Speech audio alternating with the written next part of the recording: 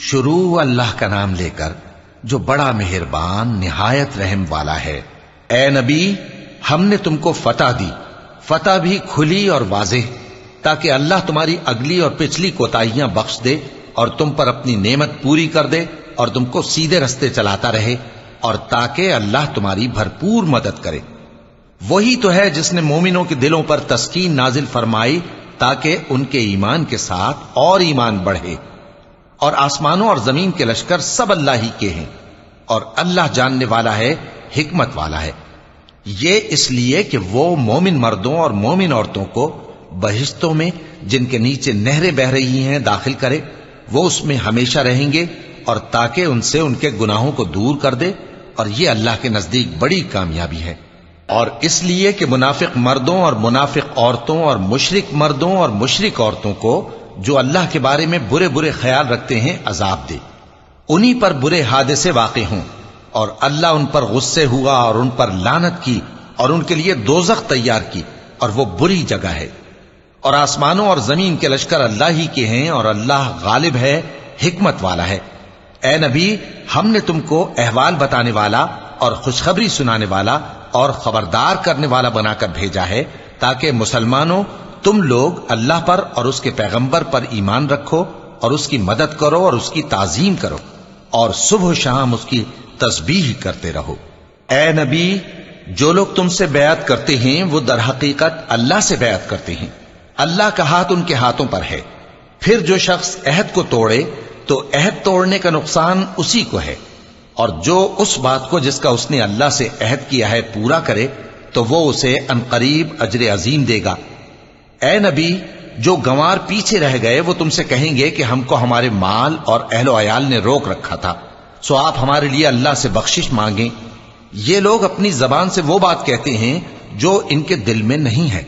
کہہ دو کہ اگر اللہ تم لوگوں کو نقصان پہنچانا چاہے یا تمہیں فائدہ پہنچانے کا ارادہ فرمائے تو کون ہے جو اس کے سامنے تمہارے لیے کسی بات کا کچھ اختیار رکھے؟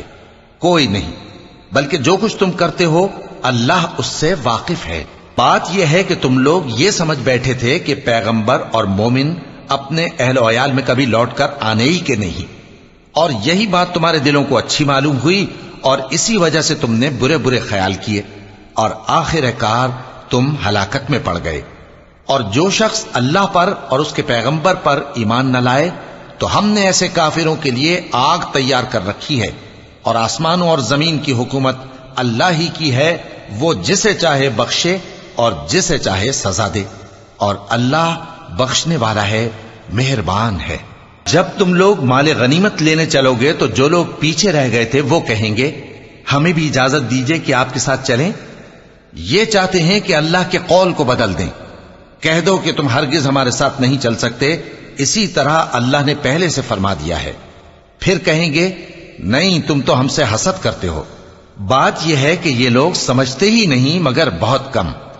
اے نبی، جو گنوار پیچھے رہ گئے تھے ان سے کہہ دو کہ تم جلد ایک سخت جنگجو قوم کے ساتھ جنگ کے لیے بلائے جاؤ گے، ان سے تم یا تو جنگ کرتے رہو گے یا وہ ہار مان لیں گے۔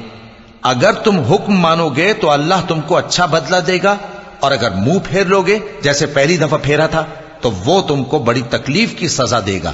نہ تو اندھے پر سختی ہے سفر جنگ سے پیچھے رہ جانے میں، اور نہ لنگڑے پر اور نہ بیمار پر سختی ہے۔ اور جو شخص اللہ اور اس کے پیغمبر کے فرمان پر چلے گا اللہ اس کو بہشتوں میں داخل کرے گا جن کے نیچے نہریں بہ رہی ہیں، اور جو روح گردانی کرے گا وہ اسے دردناک عذاب دے گا۔ اے پیغمبر، جب مومن تم سے اس درخت کے نیچے بیعت کر رہے تھے تو اللہ ان سے خوش ہوا، اور جو صدق و خلوص ان کے دلوں میں تھا وہ اس نے معلوم کر لیا تو ان پر تسکین نازل فرمائی اور انہیں جلد فتح عنایت کی، اور بہت سی غنیمتیں وہ آئندہ بھی حاصل کریں گے، اور اللہ غالب ہے، حکمت والا ہے۔ اللہ نے تم سے بہت سی غنیمتوں کا وعدہ فرمایا ہے کہ تم ان کو حاصل کرو گے، پھر اس نے یہ غنیمت تمہیں جلدی سے دلوا دی اور لوگوں کے ہاتھ تم سے روک دیے۔ غرض یہ تھی کہ یہ مومنوں کے لیے اللہ کی قدرت کا نمونہ بن جائے اور وہ تم کو سیدھے رستے پر چلائے، اور کچھ اور غنیمتیں دے گا جن پر تم قدرت نہیں رکھتے، اور وہ اللہ ہی کی قدرت میں ہیں، اور اللہ ہر چیز پر قادر ہے۔ اور اگر تم سے کافر لڑتے تو وہ پیٹ پھیر کر بھاگ جاتے، پھر وہ کسی کو نہ دوست پاتے اور نہ مددگار۔